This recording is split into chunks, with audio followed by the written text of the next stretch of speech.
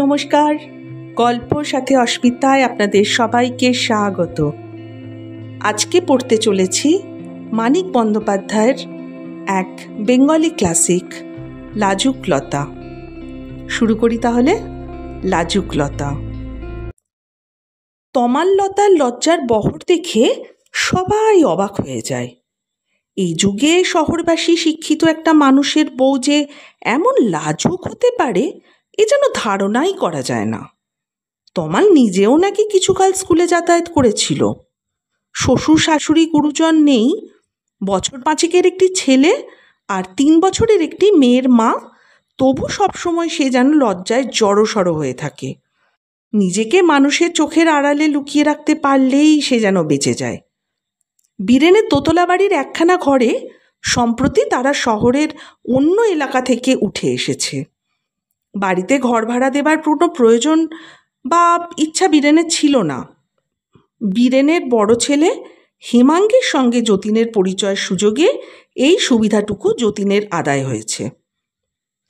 একটা ঘর ভাড়া নিয়েই সে বাস করছিল শহরের অন্য একটা এলাকায়, এবং ভাড়াটে নিয়মিত ভাড়া দিয়ে ঘর দখল করে থাকলে তাকে উঠিয়ে দেবার ক্ষমতাও বাড়িওয়ালার থাকে না। তবুও কেন যে সে ওই ঘরখানা ছেড়ে দিয়ে বিপন্ন হয়ে এ বাড়িতে আরেকটি ঘর ভাড়া নিয়ে উঠে এলো, হেমাঙ্গ তা ভালো বুঝতে পারেনি। বিপন্ন বন্ধুর প্রতি এই দয়া প্রদর্শনে বাড়ির লোকেরা মোটেই খুশি হয়নি হেমাঙ্গের ওপর। বন্ধুত্ব ছিল কেবল হেমাঙ্গ ও যতীনের মধ্যে। এ বাড়িতে ভাড়া করে উঠে আসার আগে তমালকে কিন্তু কেউ দেখেনি। তাকে দেখে বরং তাদের মুখ বেশ গম্ভীর হয়ে গিয়েছিল। কিন্তু তমাল্যতার ভীরুতা ও লাজুকতার বাড়াবাড়িতে অনেকে তাজ্জব বনে গেলেও মুখের অন্ধকার অনেকটা কেটে গিয়েছে বাড়ির লোকের। বীরেনের বড় মেয়ে সুচারুকে তার স্বামী নেয় না। সে অবশ্য মুখ বাঁকিয়ে বলে ঢং, বলে মাগির সব ন্যাকামি আর বজ্জাতি, অত লজ্জাকেও দেখায় না। উনি তাই বেশি করে লজ্জা দেখিয়ে 10 জনের নজর টানেন। এ যেন বুঝতে দেরি লাগে কারো। আমার বুড়ো বাপকে দেখে তুই কোন লজ্জায় আধাত ঘুমটা টানিস বল? কিন্তু বাড়ির এবং পাড়ার বুড়ো বুড়িরা পছন্দ করে তমালের প্রায় বেহায়াপনার মতো লাজুকপনা। এরকম চালচলনই তো মানায় ঘর গেরস্থর জোয়ান বয়সী বউদের। মুখে রা নেই, ফটাং ফটাং যখন তখন ঘর থেকে বেরিয়ে পড়া, পাড়া চষে বেড়ানো নেই। পুরুষকে তফাতে রেখে আড়ালে রেখে চলায় এতটুকু ঢিল নেই। হেমাঙ্গের সঙ্গে সে নাকি আগে কথা বলতো। হেমাঙ্গ তারই জের টেনে সঙ্গে 2-4 বার কথাবার্তা বলার চেষ্টা করেছে, কিন্তু তমাল মুখ ফেরায়নি, মুখ খোলেনি। ছেলেকে দিয়ে হেমাঙ্গের কথার জবাব দিয়েছে। হেমাঙ্গের বুড়ো বুড়ি মা বাপ ফেলেছে স্বস্তির নিঃশ্বাস। কিন্তু হেমাঙ্গের কলেজে পড়া ছোট বোন সুমায়া বলেছে, তোমারও যেমন এরকম উদ্ভট খাপছাড়া রকম সকম দেখে কোথায় আরও ভড়কে যাবে, তোমরা খুশি হয়ে উঠছ। বুড়ি সুভদ্রা বলে, তুই বুঝবি নে, তুই কেবল এক পেশে বিচার শিখেছিস। খাপছাড়া বটেই তো, এরকম খাপছাড়া লজ্জা কোনো বইয়ের দেখা যায় আজকাল? কিন্তু একটা খাপছাড়া অবস্থায় পড়েছে বলেই নিশ্চয়ই এরকম খাপছাড়াভাবে নিজেকে বাঁচাবার চেষ্টা করছে। তুই তলিয়ে সব জেনেছিস ওদের ভেতরের ব্যাপার, না জেনেই চটাং চটাং কথা কইছিস। আমরা টের পেয়েছি, তাই আমরা বলছি। বেশ করছে। কি টের পেয়েছ শুনি? বুড়ি বলে, সে তুই বুঝবি নে, অত কথায় তোর কাজও নাই। যতীনের অনেক দিন চাকরি নেই, খবর রাখিস? দেখায় যেন চাকরি করে, কিন্তু আমরা টের পেয়ে গেছি। সাদেকি ঘর ছেড়ে বন্ধুর বাড়ি ঘর ভাড়া নিয়েছে। সেখানে ভাড়ার বাকি পড়লে মালপত্র আটক করে খেদিয়ে দিত। বন্ধু তো আর তা পারবে না। মানুষটা মরিয়া হয়ে উঠেছে, বউটা নিজেকে বাঁচিয়ে চলবে না। সুমায়া হঠাৎ যেন বিদ্যুতের ঝলকানি চেয়ে দেখেছে। এমনিভাবেই চোখ পিটপিট করতে করতে বলে, ও। যতীন একটু ঝাঁকালো হাসির সঙ্গেই বলে, ভবেশবাবুর মা ডেকে তোমার প্রশংসা শোনালেন। তোমার মতো খাঁটি বউ নাকি পাড়াতে আর কেউ নেই। তা কথাটা সত্যি? ওনার নাতি বউয়ের সঙ্গে তুলনা করলে সত্যি তোমার তুলনা মেলা ভার। কালো টানা চোখ তুলে ঝিলিক মেরে চেয়েই তমাল চোখ নামায়। পাতলা ঠোঁটের অপূর্ব কারসাজিতে একটু রহস্যময় হাসিও যেন ঝিলিক খেলিয়ে দেয়। যতীন সারাদিন চাকরি এবং রোজগারের সন্ধানে টোটো করে ঘুরছে। দেহ মন দুই তার শ্রান্ত এবং ক্লান্ত। মুখটা যেন স্থায়ীভাবেই বেঁকে আছে। হতাশায় মন পাকা হয়ে যাওয়ারই তো বোধ হয় একটা প্রকাশ্য লক্ষণ। বউটা পর্যন্ত তার হুকুম মানে না। মুখ আর একটু বাঁকিয়েই সে বলে, সেদিন নীরেনবাবুও বলছিলেন, তুমি তো ভাগ্যবান পুরুষ যতীন, এই ভেজালের যুগে খাঁটি সহধর্মিণী পেয়েছ। চুল দাড়ি সব সাদা হয়ে গেছে, নইলে একটা চাপড় কষিয়ে দেওয়ার কথা ভাবতাম। গামছা লুঙ্গি হাতে নিয়ে তমাল মৃদুস্বরে বলে, ভবেশবাবু নীরেনবাবুদের বলো না একটা চাকরি জুটিয়ে দিক। পাড়ার একমাত্র খাঁটি বউটির যে সিঁদুর কেনার পয়সাও নাই। যতীন সচকিত হয়ে তার মুখের ভাব দেখার চেষ্টা করে। সত্যি কি এমন তীব্র তীক্ষ্ণ রসিকতা করছে তমাল? অথবা আপনা থেকে বেরিয়ে এসেছে কথাগুলি তার মুখ দিয়ে? কিন্তু ইচ্ছা বা প্রয়োজন হলেই তমালের মুখ দেখা অত সহজ ব্যাপার নয় তার স্বামীর পক্ষেও। কথা বলতে বলতে তমাল নত হয়ে মাথা নামিয়ে তার জুতো জোড়ার ধুলো ঝাড়তে শুরু করেছিল। পুরনো হয়ে গেছে ভালো দামি জুতো জোড়া। একটা প্রায় সুনিশ্চিত চাকরির আশায় মরিয়া হয়ে কেনা হয়েছিল, এবার ছিঁড়ে যাবে। তবু এই জুতো পায়ে দিয়েই কাল আবার তাকে বার হতে হবে চাকরির খোঁজে। হেমাঙ্গ গিয়েছিল বন্ধুর সঙ্গে সিনেমা দেখতে। সে বাড়ি ফেরে রাত 9টার পর। যতীন খেয়ে উঠে চৌকির বিছানায় বসে পান চিবোতে চিবোতে মেঝেতে ছেলে মেয়ের বিছানায় মশারি খাটিয়ে গুঁজে দেওয়ার কাজে রত তমালকে দেখছিল। হেমাঙ্গকে ডেকে বলল, এত রাতে? হেমাঙ্গ দরজার কাছে দাঁড়িয়ে বাঁকা চোখে তমালের দিকে চেয়ে বলে, সিনেমা দেখতে গিয়েছিলাম। বোধহয় সদ্য সদ্য সিনেমা থেকে বাড়ি ফিরেছে বলেই সস্তা পচা নোংরা ছবির আমেজটা মনে রয়ে গেছে, নইলে এইভাবে পরের বইয়ের দিকে কেউ তাকায়? ভালো বই? একদম বাজে বই, হেমাঙ্গ উত্তর করে। ঘরে এসো না, একটু শুনি ছবিটার কথা। আমিও একবার দেখব ভেবেছিলাম, 9:30 শোতে। দেখা যায় না? তমাল তাড়াতাড়ি মেঝেতে ছেলে মেয়েদের বিছানা টাঙানো মশারির ওপরে চলে যায়। আড়ালে জানলায় বসে বোধহয় তাকিয়ে থাকে বাইরের বিদ্যুতের আলোয় সাজানো শহরতলির গেঁয়ো আধারের দিকে। হেমাঙ্গ হঠাৎ যেন চেতনা পায়। বলে, খিদে পেয়েছে ভাই, পেটটা জ্বলে যাচ্ছে। বলেই সে চলে যায় ঘর ছেড়ে। যতীন গিয়ে চুলের মুঠি চেপে ধরে তমালের। হারামজাদি, ঘরে ভদ্রলোক এলে তার সঙ্গে একটু ভদ্রতাও করতে পারিস না? তমাল শান্ত মৃদু কিন্তু স্পষ্ট ভাষায় বলে, আমারও কিন্তু দাঁত আছে। চুল টেনে যত ব্যথা দিচ্ছ, দাঁত দিয়ে কামড়ালে তার চেয়ে 10 গুণ বেশি ব্যথা পাবে। যতীন তার চুল ছেড়ে দেয়। সে জানে তার লাজুক বউ কামড়ে তার মাংস তুলেও নিতে পারে। মোটে 2 মাস আগে অভিজ্ঞতা এত তাড়াতাড়ি কি ভোলা যায়? তমালকে দেখেই রাধাশ্যামের হয়েছিল কৃষ্ণভাব। পরদিন থেকে যতীনকে 150 টাকায় চাকরির নিয়োগপত্র সই করে তার হাতে তুলে দিয়েছিল।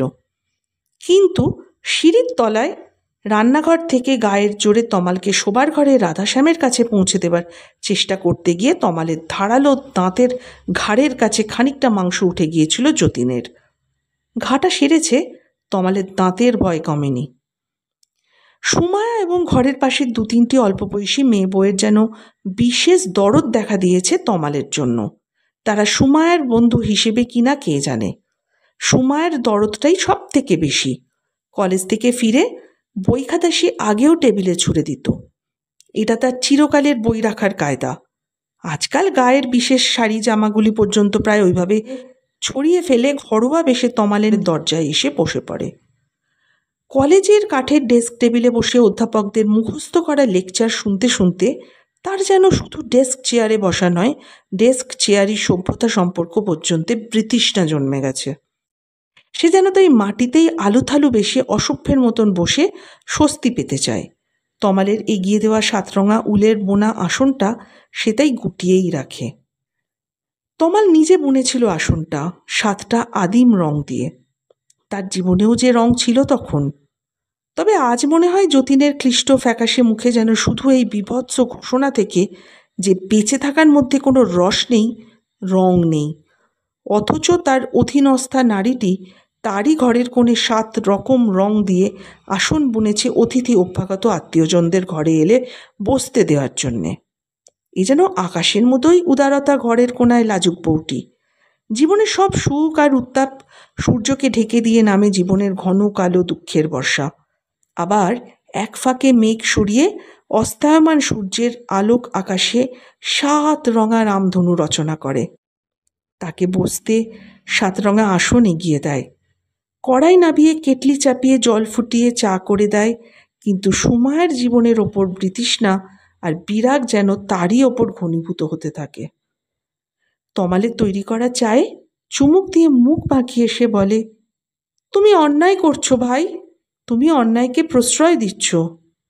তমাল বলে, বাপের বাড়ি খাও পড়ো, কুমারী মেয়ে, তুমি বুঝবে না, আমি অন্যায় ঠেকাচ্ছি, লড়াই করছি। এরকম সেকেলে বউপনা দিয়ে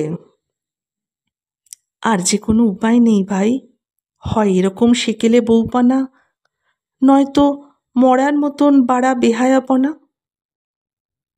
তুমি বোকা, তুমি ভুল করছো। সেকালের আমরা এরকম বউ ছিলাম না, একালেও আমরা বেহায়া হয়ে যাইনি। তুমি একজনকেই আঁকড়ে থাকবে, এটা নিয়ম নয়, রীতি নয়, নীতিও নয়। তমাল শান্তভাবেই বলে, কিন্তু আইন যে, মোটা বাস্তব আইন, একবার ভাঙলেই আমায় একেবারে শেষ করার সুযোগ পেয়ে যাবে। বাঁচার অন্য কোনো রকম উপায় থাকলে কেউ সাধ করে এই মরণদশা আঁকড়ে থাকে? গায়ে গায়ে লাগানো পাশের বাড়ির একতলার একখানা ঘরের ভাড়াটে বিলাসের বউ প্রমীলা যেন গঙ্গায় স্নান করতে অথবা সিনেমা দেখতে ঘর থেকে বেরিয়ে আন মনে পথ ভুলে তমালের রান্নাঘরের দরজায় এসে দাঁড়ায়। বলে, কি হচ্ছে? সেও 7 রঙা উলের আসন ঠেলে দিয়ে মেঝেতেই বসে পড়ে। গায়ে তার রঙিন শাড়ি জড়ানো আছে। তমাল বলে, উঠে আসাটা কি ভালো হলো ভাই? প্রমীলা হাসবার চেষ্টা করে বলে, এ জন্মে ওঠা হাঁটা আর হবে কি না কে জানে, টাকা জোগাড় করে 12টা 1টায় ফিরবার কথা। বউকে যে হাসপাতালে বাঁচতে পাঠাবে সে কি আর 5টা নাগাদ আপিস করছে? তার মানে টাকা জোগাড় হয়নি। ভাবলাম আমি তো একটা একেলে বউ, ঘরের কোণে মুখ গুজে মরি কেন, 2 কটা কথা বলি মরার আগে। প্রমীলার মুখ দেখেই বোঝা যায় গায়ে তার 3-4 ডিগ্রি জ্বর। আজকালের মধ্যে কঠিন একটা অপারেশন না হলে তার মরণ সুনিশ্চিত। সেই ব্যবস্থার শেষ চেষ্টা, চরম চেষ্টা করতে বেরিয়েছিল বিলাস। তার ফেরার কথা ছিল 12টা 1টার মধ্যে। সুতরাং বেলা 5টা পর্যন্ত অপেক্ষা করে বোঝা গিয়েছে তার চেষ্টা সে ব্যর্থ হয়েছে। সুমায়া মাথা হেঁট করে থাকে। প্রমীলা দরজায় ঠেস দিয়ে গা এলিয়ে বসে চোখ বুজে জড়িয়ে জড়িয়ে বলে, ঘরে শুয়ে থাকতে যন্ত্রণা হচ্ছিল, মরে যাচ্ছিলাম যন্ত্রণায়। উঠে এসে তোমার ঘরে বসে যন্ত্রণা কমে গেছে ভাই। তমাল বলে, গলায় হারটা ক ভরির? হাতের চুড়িগুলি মরার পর শ্মশানে পোড়াতে নিয়ে যাবার আগেই ওগুলো কিন্তু জ্যান্ত মানুষেরা খুলে নেবে ভাই। সুমায়া যেন চাবুক খেয়ে মাথা তোলে। হেমাঙ্গ বাথরুমে বৈকালিক স্নানের জন্য জলের আশায় অপেক্ষা করছিল। জলের মালিকদের দয়া হলে জল 2-4 বালতি হয়তো এসে যেতেও পারে কলটার মুখ দিয়ে। সুমায়া তাকে ডাকে, বলে, চট করে জামাকাপড়টা পরে এসো দিকি, এই হাটটা বেচে টাকা নিয়ে এসো, একে এক্ষুনি হাসপাতালে নিয়ে যেতে হবে। লাজুক তমাল আজ কথা কয় হেমাঙ্গের সঙ্গে। মুখ তুলে চেয়ে বলে, হাসপাতালে নেবার ব্যবস্থাই করুন না আগে, হাটটা তো রইলই। প্রমীলার পাশের ঘরের ভাড়াটে নন্দা তাকে খুঁজতেই এসে দাঁড়িয়েছিল। নজর এড়িয়ে প্রমীলা কখন উঠে এসেছে সে টেরও পায়নি। বোধহয় ভালোই হয়েছে টের না পেয়ে। টের পেলে হয়তো সখিত্বের জোরে তাকে ঘরে আটকে রাখত স্বামীর অপেক্ষায় মরবার জন্য। নন্দা স্মার্ট মেয়ে, লাজ লজ্জার ধার ধারে না। পাড়ার বদ ছোড়া আর প্রৌঢ়বয়সী লোকেরা যেসব মেয়ে বউদের দিকে লালসা ভরা চোখে তাকায়, নন্দার বয়স তাদের চেয়ে বেশি হবে না। পাড়ার যে কোনো বদ ছোড়াকে যে কোনো সময় ঘরে বসিয়ে এক আলাপ করতে সে সর্বদাই রাজি। নন্দা নির্ভয়ে সমানভাবে ভদ্রভাবে আলাপ করবে, ইয়ার্কি দিতে গেলে হয়তো দ্বিধামাত্র না করে গালেই মেরে বসবে একটা চড়। ভীরুমে না হলে বজ্জাতি করেও সুখ নেই। নন্দা বলে, তোমার না খুব লাজুক বলে বদনাম। তুমিই দেখছি একটা ব্যাটা ছেলেকে হুকুম দিয়ে ছুরিটাকে হাসপাতালে পাঠাবার ব্যবস্থা করলে। ওর স্বামীটা কি করে আমরা সবাই তার অপেক্ষায় হাত গুটিয়ে আছি। সুমায়া বলে, আমরা যে নিয়মে চলি, ব্যাটা ছেলের ছকে দেওয়া নিয়ম ছাড়া আমরা যে জানি না চলতে। লাজুক হবার দরকার হলে আমরা যে লাজুক হতে লজ্জা পাই। হেমাঙ্গ অ্যাম্বুলেন্স নিয়ে এলে তারা ধরাধরি করে প্রমীলাকে গাড়িতে তুলে দেয়। সঙ্গে যায় সুমায়া আর নন্দা। বউকে হাসপাতালে নেবার টাকা জোগাড় করতে না পেরে সময় মতো ঘোরে না ফিরলেও বিলাস একসময় ফিরে আসে। প্রতিদিনের মতন চাকরির চেষ্টায় বেরিয়ে যতীন একবারেই ফিরে আসে না। পরদিন সকালে নন্দা তমালের কাছে আসে। মনে হয় লজ্জায় সে যেন মরে যাচ্ছে। বলে, শেষকালে আমারই কপাল তোমার খারাপ খবর জানাবার দায় চাপল গো। তমাল বলে, কপালের কথা বাদ দাও, রোজ খারাপ খবর শুনবার জন্য অপেক্ষা করছি অনেক দিন ধরে। তাই নাকি? তবে ভনিতা না করেই বলি, যতীনবাবু একটা দোকানের ক্যাশ ভাঙতে গিয়ে ধরা পড়েছে। তবু ভালো, জেলে যেতে পারবে কিছুদিন। আত্মহত্যা তো আর করেনি, এই অনেক ভাগ্যি। যাবার সময় উঠোনে দাঁড়িয়ে নন্দা হেমাঙ্গের সঙ্গে কথা বলছিল। দুজনেই তাকিয়ে দেখে ছেলে মেয়েকে শুকনো রুটি খেতে দিয়ে তমালের আজ ঘুমটা খসে পড়েছে। নন্দা চলে যাবার পর হেমাঙ্গ দরজায় এসে দাঁড়ালেও যেন সে ঘুমটা দিতে ভুলে যায়। হেমাঙ্গ বলে, আপনি এবার কি করবেন? যতীন যাই করুক, আপনাদের কিছু একটা দায়িত্ব তো আছে করার। তমাল বলে, আপনাদের কিসের দায়িত্ব? আমার দায় আপনাদের ঘাড়ে চাপানোর জন্যেই উনি আমায় এখানে টেনে এনেছিলেন। আপনারা সব ভদ্রলোক, তাই এনার সায় পেয়ে আমাকে বিব্রত করেননি।